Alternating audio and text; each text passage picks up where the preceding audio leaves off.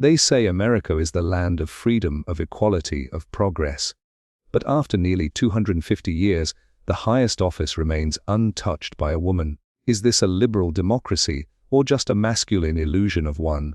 Machiavelli warned us real power fears change.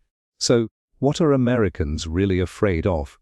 A woman with power, or the end of the old order?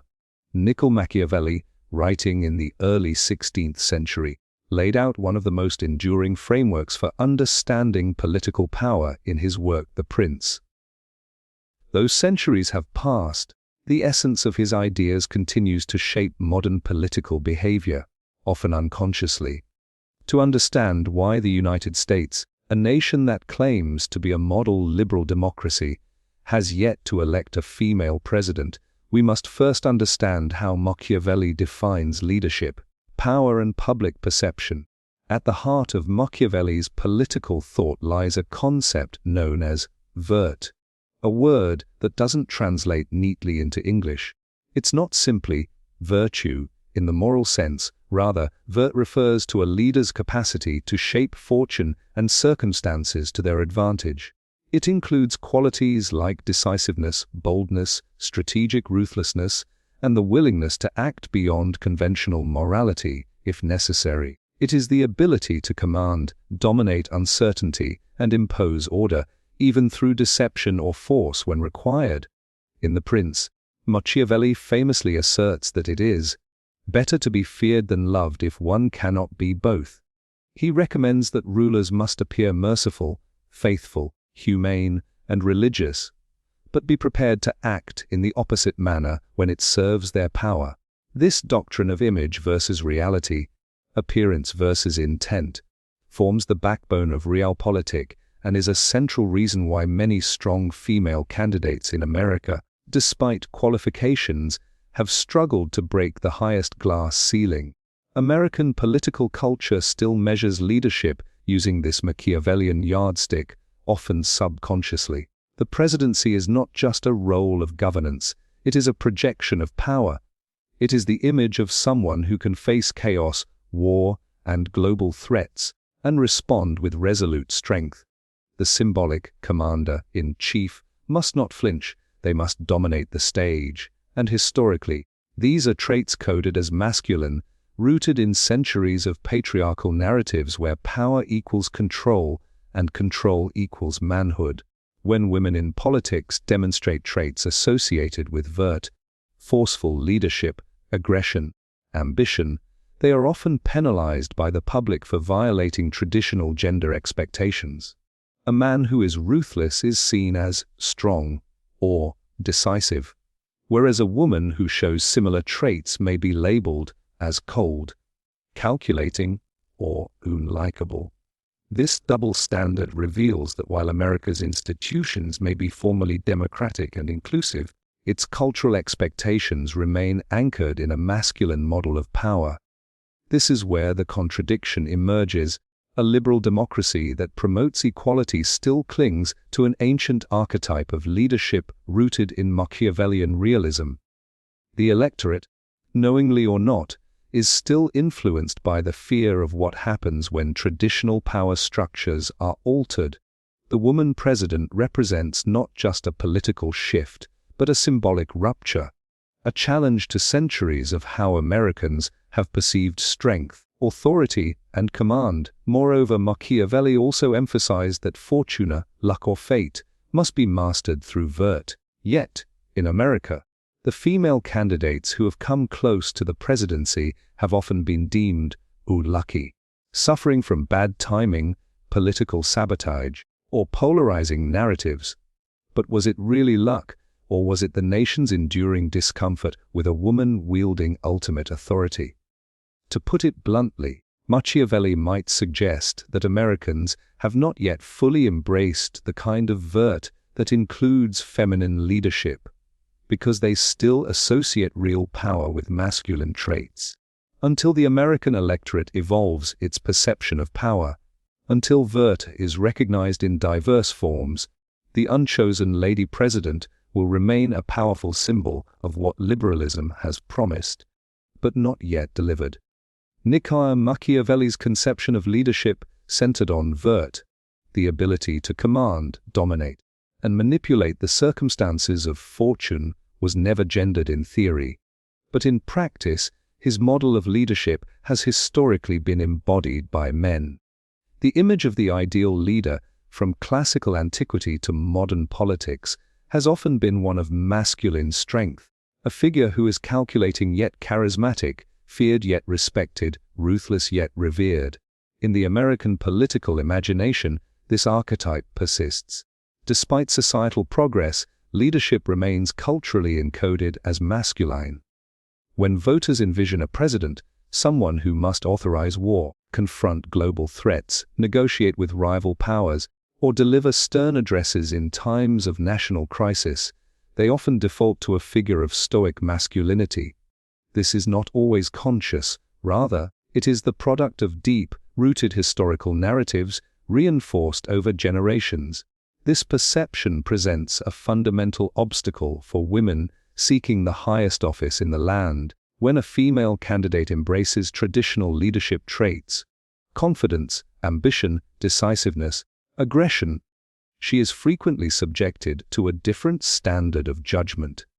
Rather than being celebrated for demonstrating strength, she is criticized for being cold, shrill, too ambitious, or unlikable. These labels do not arise from a vacuum. They are manifestations of the gendered double bind, a psychological and sociological trap where women are punished whether they conform to or diverge from traditional gender roles. If a woman in politics appears too soft or emotional, she is deemed unfit for command. But if she exhibits strength and toughness, she is often stripped of warmth, approachability, or femininity in the eyes of the public.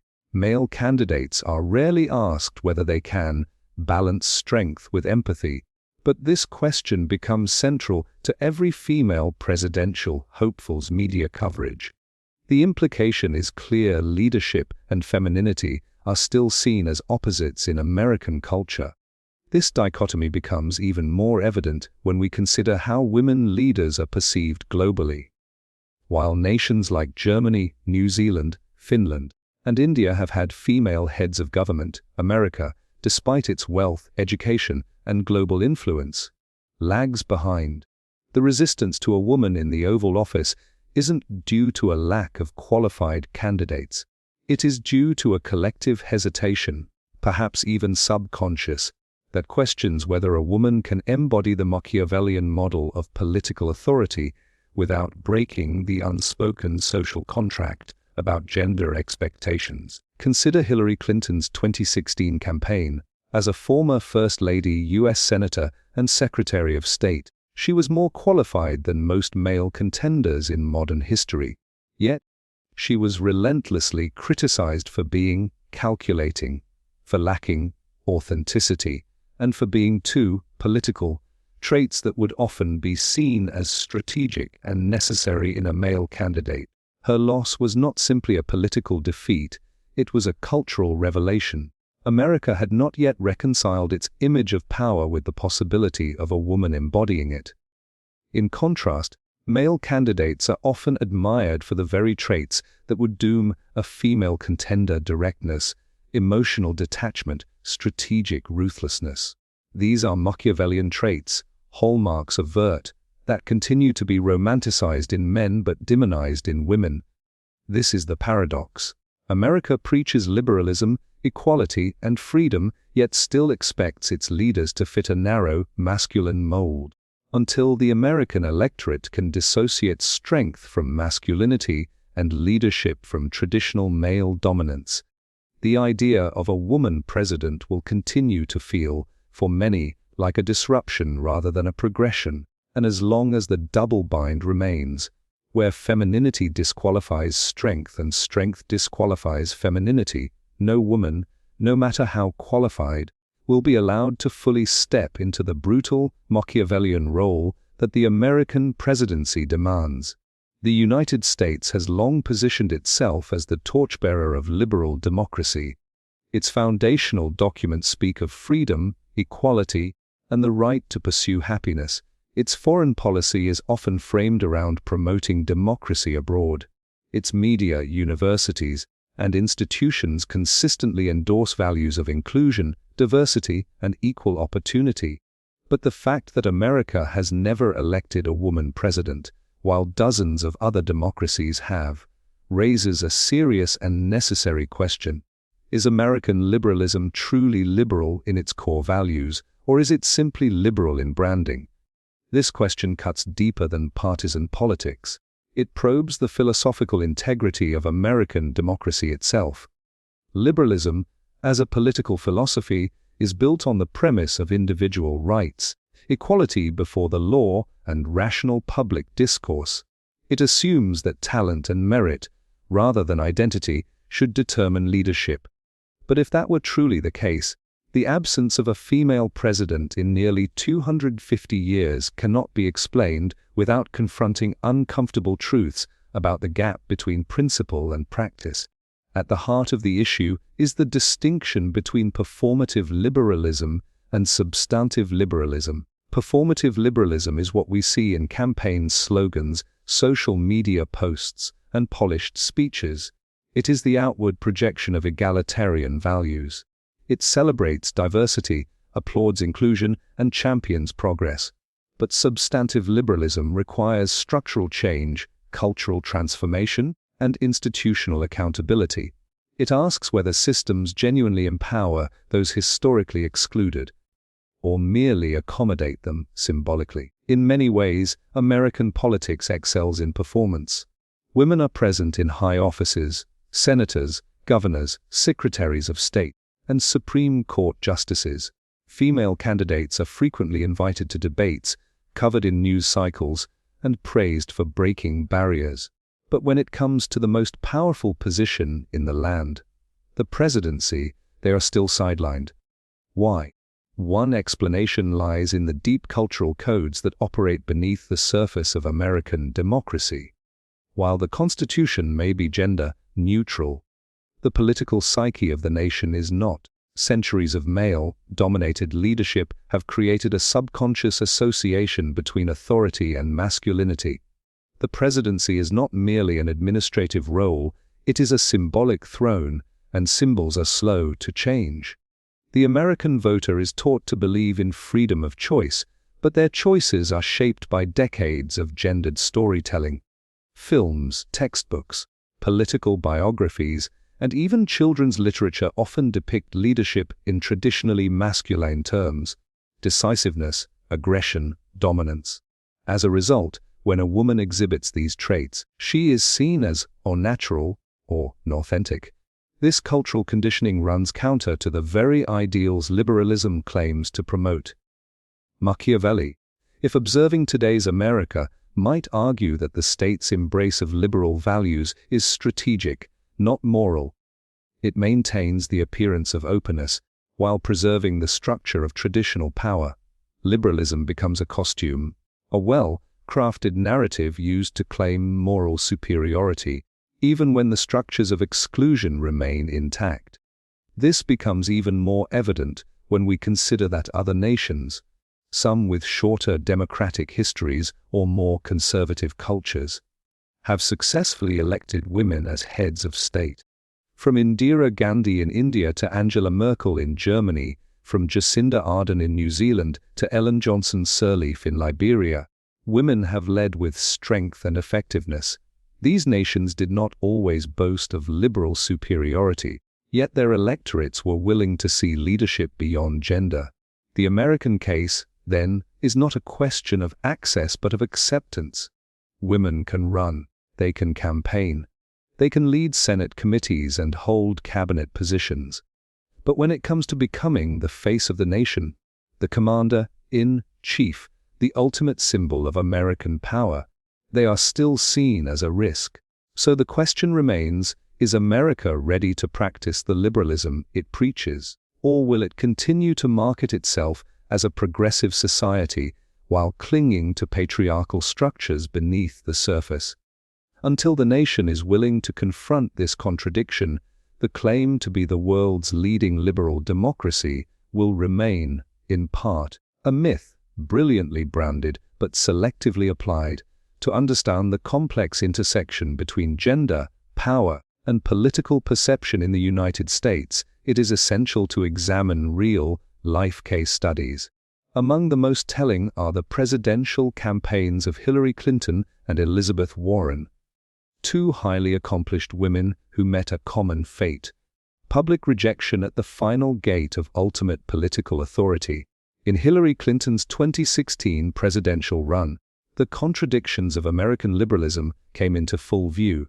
A Yale-educated lawyer, former First Lady, U.S. Senator, and Secretary of State, Clinton was arguably one of the most qualified candidates in American history. She had decades of public service, global experience, and policy expertise.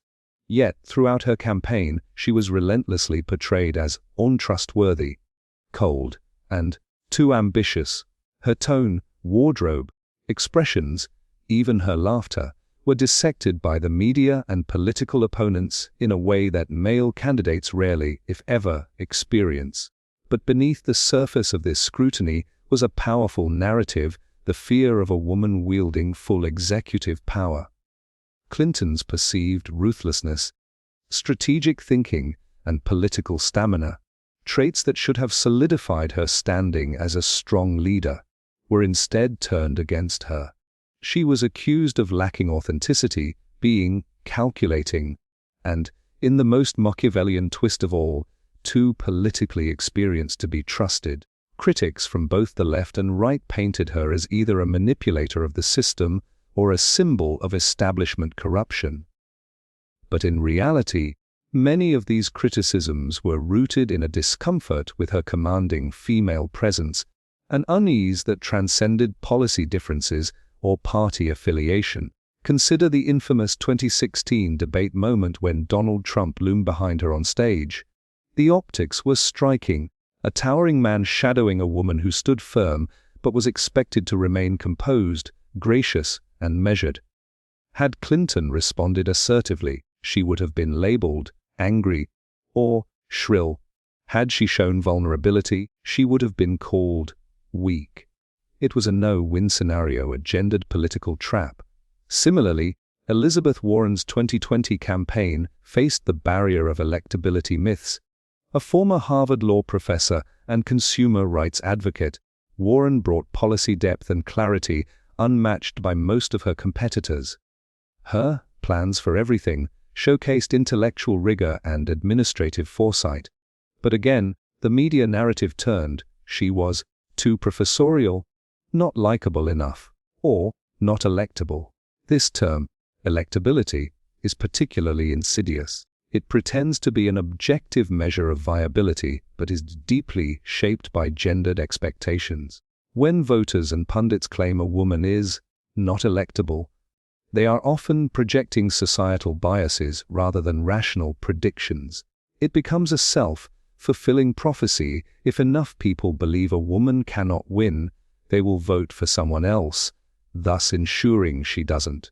Warren's campaign faltered not due to policy flaws or debate failures, but because of the lingering national doubt that a woman can defeat a man on the biggest political stage. Even when Warren's ideas were later adopted by male candidates like Bernie Sanders or Joe Biden, she was still pushed to the margins. Her strength became a liability, not because of what she said, but because of how the electorate interprets leadership when it comes from a woman. These case studies illustrate a central truth in American politics. Female leadership is often accepted in supporting roles but rejected in symbolic apex positions. Women can advise, assist, and legislate, but to sit in the Oval Office remains, for now, a step too far for the collective American psyche. Machiavelli, had he been alive today, might have observed that political strength and cunning is only rewarded when it aligns with the accepted image of authority. In America, that image is still predominantly male until the culture is willing to redraw its mental picture of power. Qualified women will continue to be passed over, not for who they are, but for what they represent.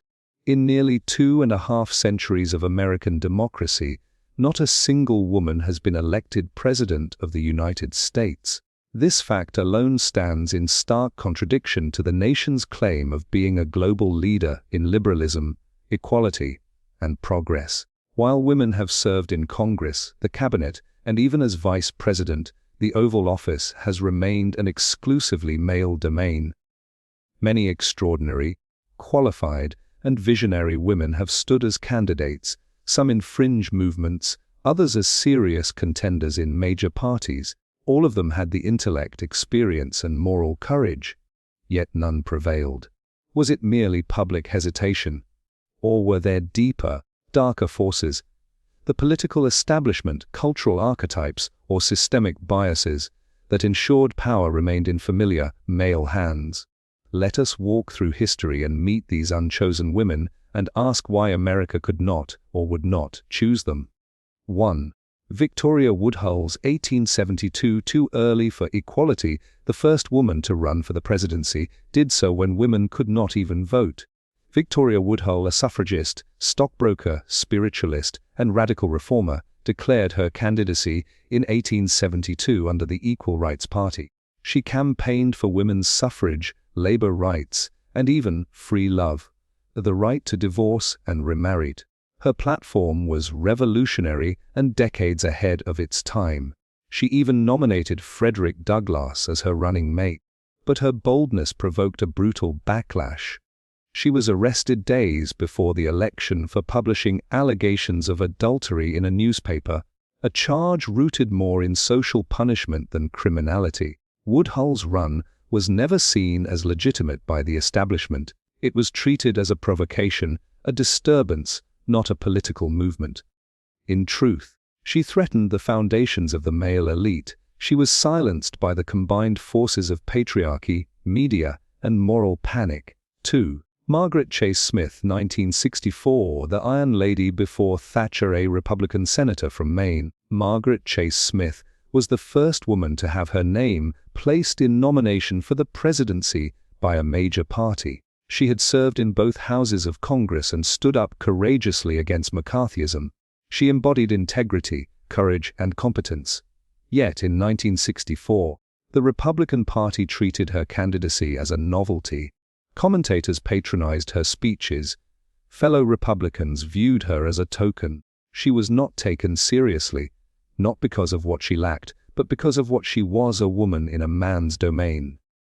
3. Shirley Chisholm, 1972, Unbought and Unbossed, the first black woman elected to Congress. Shirley Chisholm ran for president under the Democratic banner, challenging both racism and sexism simultaneously.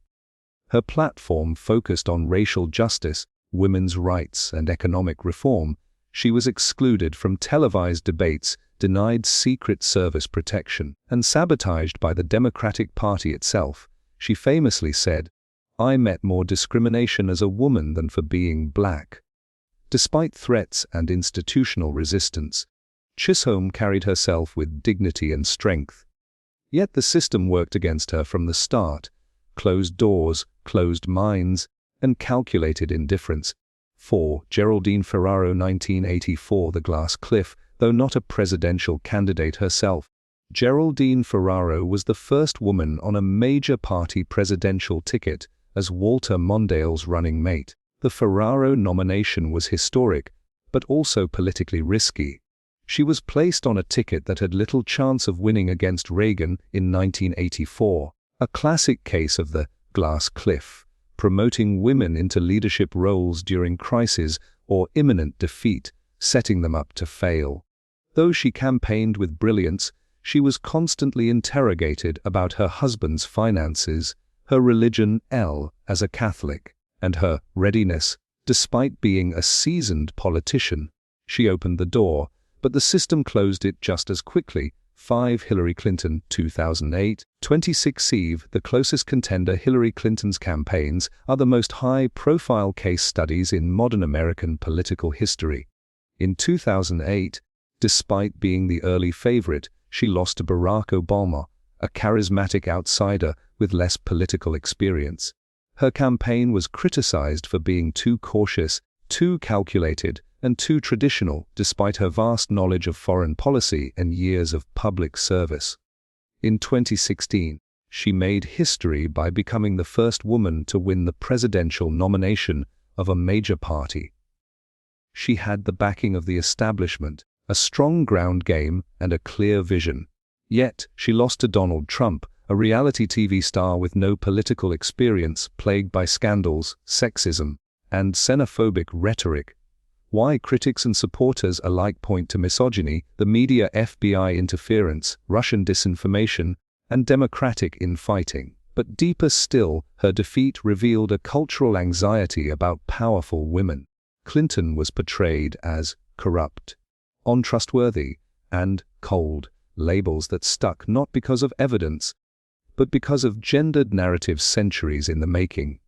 Despite winning the popular vote by nearly 3 million, she lost the presidency, arguably not to a man, but to the American fear of a powerful woman. 6. Elizabeth Warren. 2012. The policy powerhouse Elizabeth Warren came into the 2020 Democratic primary with unmatched policy clarity, bold progressive ideas, and fierce debate performances. Yet she was dismissed early on as not likable, too intense, or not electable. Her ideas were adopted by others, especially Bernie Sanders and Joe Biden, but she wasn't credited as their originator. She was often told to step aside for more winnable male candidates. Her experience, Harvard law professor, senator, consumer protection advocate, was undeniable, yet she was treated as too serious, too sharp, too passionate. In a man, these traits spell leadership. In a woman, they provoke discomfort. 7. Kamala Harris. 2020 present The Waiting Game. Kamala Harris made history by becoming the first woman, first black person, and first South Asian person elected vice president. Her presidential campaign in 2020 started with promise. She challenged Joe Biden early in debates, advocated criminal justice reform, and brought charisma and clarity. But media criticism and donor hesitation weakened her campaign. She dropped out before the primaries. As vice president, Harris has faced a paradox. She holds enormous power symbolically, but little operational freedom. Her every move is scrutinized, her silence criticized, her speech dissected. She stands in the shadow of the presidency, but America remains uncertain about letting her step forward. If Joe Biden chooses not to run again or completes his term early, Harris will be the closest a woman has ever come to assuming the presidency. And yet, she still faces doubt, not for her credentials, but for her very identity. In all of these stories, a pattern emerges. These women were not weak. They were not inexperienced. They were not unelectable in any objective sense. They were challenged by a system that claims to be liberal, but clings to patriarchy. A system shaped by dark power, entrenched establishments, media gatekeepers, and cultural archetypes that reward familiarity over disruption. Each time a woman rose with real strength, she was met with fear, not from the people alone, but from the institutions that control perception, campaign financing, media access, and political endorsements. Even now, liberal America celebrates female empowerment on magazine covers, in movies, and in corporate campaigns, but it has not, and perhaps still cannot, imagine a woman at the helm of military, economic, and global authority. Until that cultural imagination changes, until power is not coded as male, no woman, however brilliant, will be truly allowed to lead. If a woman can lead a nation in crisis, legislate in Congress, serve on the Supreme Court, govern a state, or prosecute the law, why then, in America, can she not be trusted with the presidency? This is not just a political question. It is a philosophical crisis. It forces us to confront the deepest contradiction at the heart of American democracy, the distance between its ideals and its instincts. For over 2 centuries, the American experiment has proclaimed liberty, justice, and equality. Yet, when the ultimate moment of symbolic equality arrives, to place a woman in the highest seat of power, the system stalls, it hesitates, it questions. It blames timing, strategy, tone, electability, and media narratives. But at its core it reveals something deeper, a lingering fear of feminine power, of leadership that doesn't conform to Machiavellian masculinity. Machiavelli taught us that power is not taken with innocence, but with calculation, boldness, and resolve. He believed that those who change the order of things must prepare for resistance. And maybe that is what all these women faced. Not a lack of ability, but a world not yet ready for their vert. But here lies the irony. Liberalism, in its truest form, demands that we overcome inherited fears. It requires us to evolve, not just legally, but morally and imaginatively. It calls us to see power not as something owned by men or molded by history, but as something that must be shared equally, boldly, and fearlessly. So the question now is not whether America can elect a woman president. The real question is, when will Americans stop fearing what they claim to stand for? When will they stop branding themselves liberal and start being liberal in practice? Because the lady president is not a fantasy. She is a fact waiting to be written, not by fate, not by fortune, but by a nation that finally chooses courage over comfort. Power does not ask permission. Neither should she. Until then, the Oval Office remains a mirror, not of who we are, but of what we still refuse to become.